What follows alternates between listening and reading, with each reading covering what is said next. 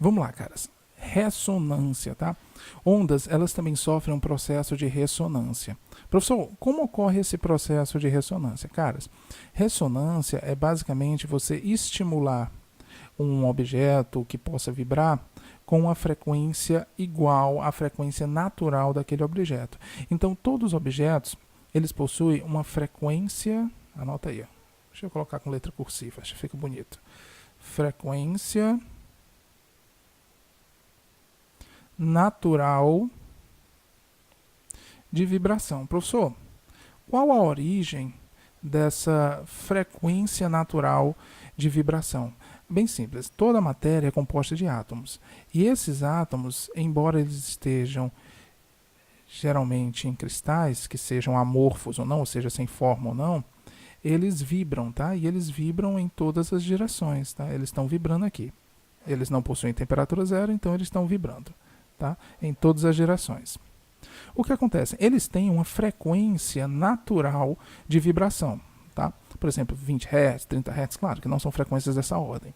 Então, se nós conseguimos alcançar essa frequência de vibração natural deles, a gente consegue estimular eles melhor, tá? Ou seja, a gente consegue produzir uma espécie de interferência neles e eles vão vibrar cada vez mais. Quer um exemplo disso? Imagina só que você está balançando alguém num balançador, só que você está balançando essa pessoa aqui no balançador, ela num ambiente que não tem ar, então não há dissipação de energia. Então você começa a balançar, tá?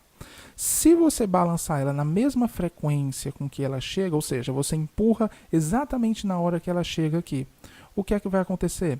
Ela vai fazer movimentos cada vez mais amplos, tá? Porque ela está ganhando energia a cada vez que ela chega em você, e essa energia tem que vir na forma de movimento, tá?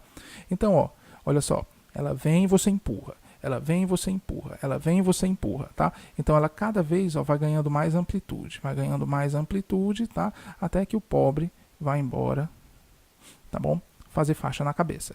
Então, o que é que aconteceu aqui? Por que isso não acontece na vida real, de fato? Eu sempre empurro e ele vai mais ou menos até a mesma quantidade. Primeiro, porque você modera a força, e segundo, porque parte da energia que você dá aqui para ele, tá, é dissipada com o atrito no ar, tá bom?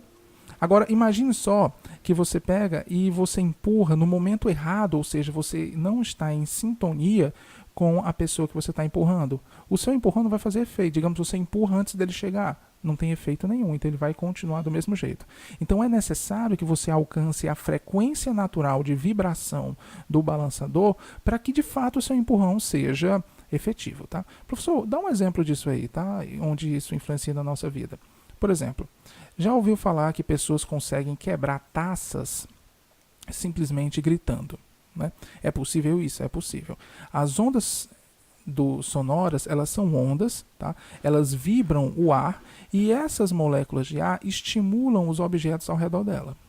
Então, o que acontece? Se a frequência com que você está gritando é igual à frequência natural dos átomos da taça, o que é que vai acontecer? Esses átomos vão vibrar cada vez mais, cada vez mais, cada vez mais, cada vez mais, como se fosse o balançador, tá? Porque você está atingindo a frequência com que eles vibram. Como as taças não são feitas para vibrar, o que é que vai acontecer? As ligações vão se romper e a nossa taça vai, estilhaçar. Tá, ok? É totalmente possível. Um exemplo bíblico aí muito interessante para quem gosta de Bíblia é a muralha de Jericó. Muralha de Jericó. O pessoal diz que a muralha de Jericó, ela caiu simplesmente com uma nota que foi emitida, tá? É possível? Cara, é improvável, mas se fosse possível alcançar a frequência natural de vibração da muralha, a gente conseguiria pôr ela abaixo, porque ela não é feita para vibrar, tá? Então, olha só. Digamos que o flautista, eles ficaram, se eu não me engano, rodando aí a muralha durante um bom tempo. E eles emitiram uma nota, tá?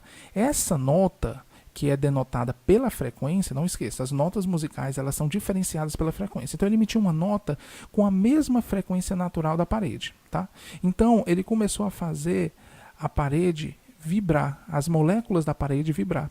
E essas paredes da molécula vibrando, ela Como a parede não é feita para vibrar, ela simplesmente rompeu as ligações e caiu, tá ok? Professor, isso é possível? É possível. É provável? Não. Então, provavelmente é fábula, tá ok? Mas é um ótimo exemplo aí para a gente explicar. Diz outro exemplo aí, professor. Olha só. Quem já passou por uma ponte ou ficou parado por uma ponte bem longa, percebeu que a ponte, ela vibra. E vibra de fato, porque você tem ar passando por cima dela e ar passando por debaixo dela, tá? Essa passagem de ar gera zonas de baixa pressão. Então, ou seja, quando o ar passa por cima, a pressão aqui fica baixa. Aí a ponte sobe. Deixa eu desenhar aqui. A ponte faz isso. Claro que de forma bem pequena, né? Quando o ar passa por baixo, gera uma zona de baixa pressão aqui. Aí a ponte faz isso. Ou seja, a ponte fica fazendo esse movimento de oscilação para cima e para baixo, tá? Quando esse ar ele alcança no ritmo dele a frequência de vibração natural da ponte, essa ponte ela vai ficar cada vez mais vibrando de forma cada vez mais intensa, como se fosse alguém balançando outra pessoa no mesmo ritmo com que a pessoa chega lá perto dela. Nesse caso aqui, nós vamos ter uma ponte vibrando de forma que você não esperava, que não fosse planejada, porque pontes vibram naturalmente, tá? Elas são feitas para vibrar justamente para evitar esse efeito aqui, mas ela vai vibrar muito mais porque ela vai entrar em ressonância com o ar. Entrando em ressonância com o ar, é possível que a ponte se rompa. Professor, isso já aconteceu? Já. Uma ponte mal projetada, que é a ponte de Estocolmo, pesquisa aí na internet depois, ela caiu justamente por causa disso, porque o vento, devido ao vai e volta dele, ele produziu uma vibração na mesma frequência natural dos átomos da ponte, a ponte vibrou, a ponto que ela se rompeu e caiu, tá bom? E no nosso dia a dia, professor, ondas eletromagnéticas, por exemplo, é possível? É possível. Imagina aí uma torre de transmissão, tá? No tempo que a TV aí pegava desse jeito. E imagine uma antena na sua casa, uma antena parabólica ou de qualquer, ou aqueles antenão, tá ok? A sua antena ela é composta de elétrons. Se você já estudou química, tá? Ou você já estudou eletricidade, você vai saber bem o que é um elétron. E esses elétrons, eles se repelem. Então nós vamos ter aqui, a torre, ela vai começar a fazer os seus elétrons vibrarem. Tá? Para cima, para baixo, para frente, para trás, não importa. Elétrons vibrando de forma acelerada, eles emitem ondas eletromagnéticas. Essas ondas eletromagnéticas, elas vão passar pelo receptor da sua antena, tá? E vão fazer os elétrons da sua antena vibrar na mesma frequência com que os elétrons da torre estão vibrando. Quando isso ocorre, nós dizemos que entrou em ressonância essas duas antenas. E a gente consegue sintonizar no canal que a gente quer. Ou seja, basicamente o que a gente faz quando muda de canal é mudar a frequência natural de vibração dos elétrons da nossa antena, para que eles passem a vibrar na mesma frequência com que nós temos aquela antena que a gente quer o canal. Então, mudou a frequência, mudou a torre que entrou em ressonância com a gente, tá bom? Então, nos tubos antigos, nas TVs antigas, você tinha que ficar regulando essa sintonia, que era muito chato, tá? Hoje não, com a TV digital, nós não temos esses picos aqui dessa forma, então essas ondas se encaixam bem melhor, porque na digital nós temos ondas quadradas. Então, é muito mais fácil você sintonizar do que sintonizar ondas analógicas. Tudo bem?